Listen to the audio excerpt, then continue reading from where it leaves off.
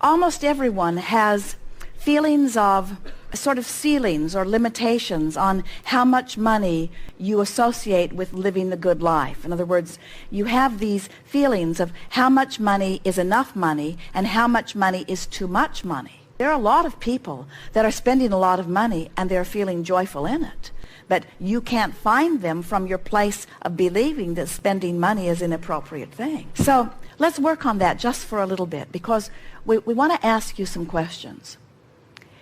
If you were to purchase something that you really don't need, something that costs a lot, let's say go into a jewelry store and you find something that's really shiny and beautiful and that attracts you because of its beauty, and you inquire what it costs and they tell you it's $200,000, and you have the money to pay. Let's say that you have $220,000 in your bank account right now, so you can afford it. So you buy it. What's the feeling from where you currently stand about that? Do you feel like nobody should spend that much money on something like that? It feels wasteful? So now you're receiving that trinket and you are giving someone some money. And that person is receiving that money and paying someone who moved it from one place to another. So they're receiving a little bit of benefit from it. And the person who created it is receiving some money from it. And the materials that went into it, those people are receiving some money from it. So let's say that there are 20 people that, or more, but let's say there are 20 people who will financially benefit from your purchase. Is it wasteful for you to add to the financial well-being of others? Some of them will send their children to school with the money that you have paid for that. Some of them will buy food with the money that you've paid for that. Some of them will donate it to orphanages. Some of them will pay taxes. So what has really happened here? Have you added to the economy? Have you added to lifestyle? Has there really been any wastefulness? In other words, you could say, I didn't really need this, but when you think about it in terms of the economy and the people that benefited from the spending of the money, where do you get the idea that your participating in the economic system is somehow doing something that is wrong? How did this shortage consciousness occur when you are all exchanging your gifts and services in this economic world that you have going on? We want to submit to you that the more money that you allow to flow through you and the more places that you funnel the money that flows through you, the more you uplift. Have you taken a look at your economy? Do you know that your economy is at an all-time high? And do you understand that it was not that long ago that you were trading beads and fur and things?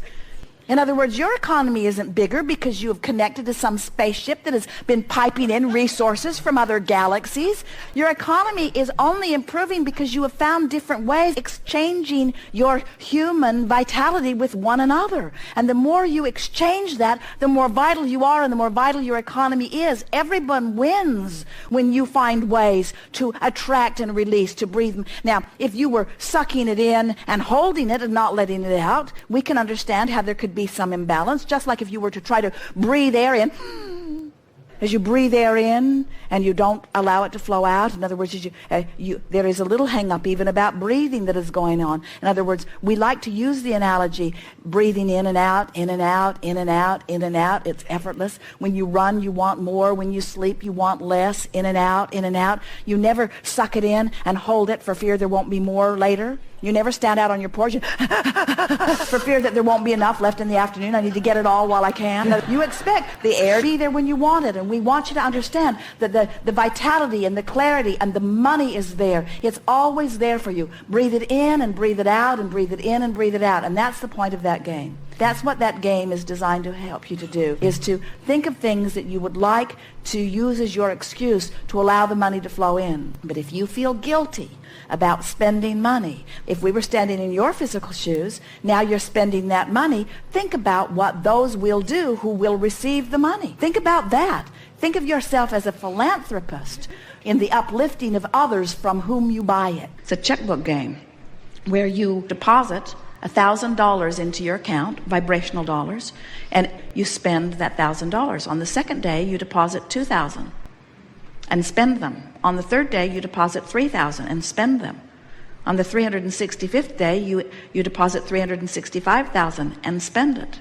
So as you are spending this money vibrationally, as you are mentally spending it, what's happening is you are creating outlets out there for it to go. When you create a vibrational outlet, it draws you and everything for the accomplishment of it through you. That's what eagerness is. That's what passion is.